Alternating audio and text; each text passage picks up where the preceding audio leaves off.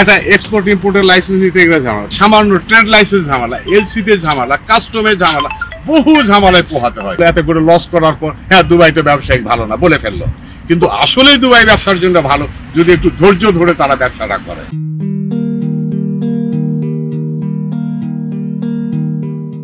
আমি মোহাম্মদ জিল্লুর রহমান, আসছে ঢাকা থেকে।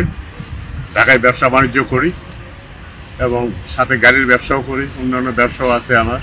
তো মূলত ভাবছিলাম যে একটু আন্তর্জাতিকভাবে কি ব্যবসা করা যায়, সেই ক্ষেত্রে বাংলাদেশে মানুষের জন্য কি কি সুবিধা আছে না আছে এগুলো মোটামুটি পর্যবেক্ষণ করার জন্য দুবাই আসা, এবং দুবাই এসে একটু ব্যবসা বাণিজ্য করা যায়, এখান থেকে কোন মাল নিয়ে গিয়ে বাংলাদেশে বিক্রি করা যায় এবং কোন মাল বাংলাদেশ থেকে এখানে এসে আমরা মোটামুটি ব্যবসা করতে পারি, বা বাংলাদেশের আদার্স ছেলেমেয়েরা যারা নতুন ব্যবসায়ী, যারা নতুন উদ্যোক্তা, যারা চিন্তা ভাবনা করতেছে ব্যবসা করার মতো, এদেরও একটা মাথায় চিন্তা রেখে আমার মূলত আসা। অন্তত অনেকে জিজ্ঞেস করে কি ব্যবসা করা যায়, নিজের ভাই ব্রাদার আছে, আত্মীয় স্বজন আছে, একটু ব্যবসা করতে চাই, তাদের জন্য কি রেজাল্ট নিয়ে যেতে পারি, এই কারণে মূলত এখানে আসা।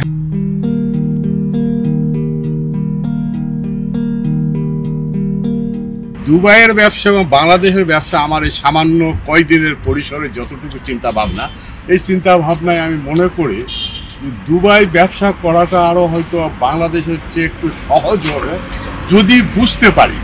বুঝতে পারার জন্য আমাদেরকে একটু সময় নিতে হবে এবং সঠিকভাবে জানতে হবে যে নর্মাল আসলাম সিম্পল ব্যবসা করলাম বিষয়টা এমন না, এখানে ট্রেডিংয়ের ব্যাপার। এটা ট্রেডিং ব্যাপার মানে আমরা হয়তো এক্সপোর্ট ইম্পোর্ট বা এখানে কন্টিনিউ থেকেও ব্যবসা বাণিজ্য করা সম্ভব। কেন আমি এখানে সুবিধাটা মনে করতেছি, এখানে আইনের ব্যাপারগুলো আছে। গাড়ি ব্যবসার ক্ষেত্রে আমি মনে করি যে গাড়ি ব্যবসার যেটুকু আমি বলতে পারি যে আজকে গাড়ির মার্কেটে আসছি, গাড়ির মানে কার হাটে আসছি, এখানে এসে দেখতেছি বহু ধরনের সুন্দর সুন্দর গাড়ি এবং খুব মার্সিডিজ, রেঞ্জ রোভার, মানে টয়োটা তো খুব কমই আছে, যেটা সম্ভব, দামে সম্ভব, কিন্তু একটু পর্যালোচনা করে একটু চিন্তা করে করতে হবে যে এই গাড়িটাই আমাদের ওখানে নিয়ে গেলে কিন্তু চলবে না, এই গাড়িটার খুরসা যন্ত্রাংশ নিয়ে গেলে চলবে, এই গাড়িটা এইভাবে চলবে না। কেন চলবে না? যে এই গাড়িটা স্টিয়ারিংটা হলো বাম দিকে, আমাদের ওখানে এই গাড়িটা নিয়ে যায় বিক্রি হবে না, এটার জন্য আমাদের জাপান আছে। এখানে যে ব্যবসাটা দুবাই কেন্দ্রিক, দুবাই ব্যবসাটা হলো আন্তর্জাতিক। এখান থেকে গাড়ি কেনার পর গাড়ির কিছু যন্ত্রাংশ পাওয়া যায়, এটাকে যদি তারা মানে যারা ব্যবসায়ী নতুন উদ্যোক্তা, আমার যা মনে হয়েছে দুবাই সম্পর্কে, যেখান থেকে যন্ত্রাংশগুলো নিয়ে যেতে পারলে আমরা এখানে ভালো করবো।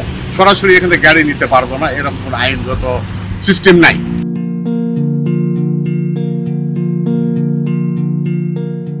এবং দুবাই ব্যবসা করাটা সোজা, এখানে আইনের প্রতি সবাই শ্রদ্ধাশীল এবং সুন্দরভাবে ব্যবসা করতে।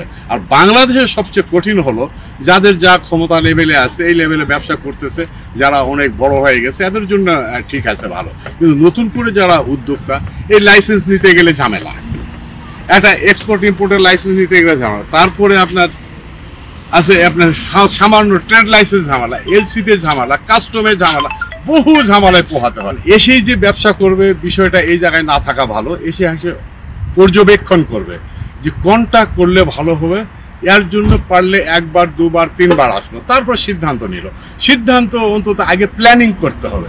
আর যে কোনো পরিকল্পনা কাজের 80% সম্পূর্ণ করে, এই জন্য পরিকল্পনাটা জরুরি যে আমি কোন ব্যবসা করব এবং কী করবো, এই ব্যাপারে একটু দক্ষতা নেওয়ার জন্যে একটু ভালো করে পর্যবেক্ষণ করতে হবে, একটু ঘুরতে হবে, আবার গিয়ে চিন্তা করতে হবে। করার পরে অন্তত মাস 6 বা 3 মাস অন্তত এই ব্যাপারে স্টাডি করার পর যদি ব্যবসায় লাগে, তাহলে সে সফল হবে, ইনশাআল্লাহ সে সফল হবে। আর এসেই যদি হুটহাট করে লেগে যায়, যাওয়ার পর অনেকগুলো টাকার মাল নিল বা ইয়ে করলো, এতে করে লস করার পর হ্যাঁ দুবাইতে ব্যবসায়িক ভালো না বলে ফেললো, কিন্তু আসলেই দুবাই ব্যবসার জন্য ভালো যদি একটু ধৈর্য ধরে তারা ব্যবসাটা করে।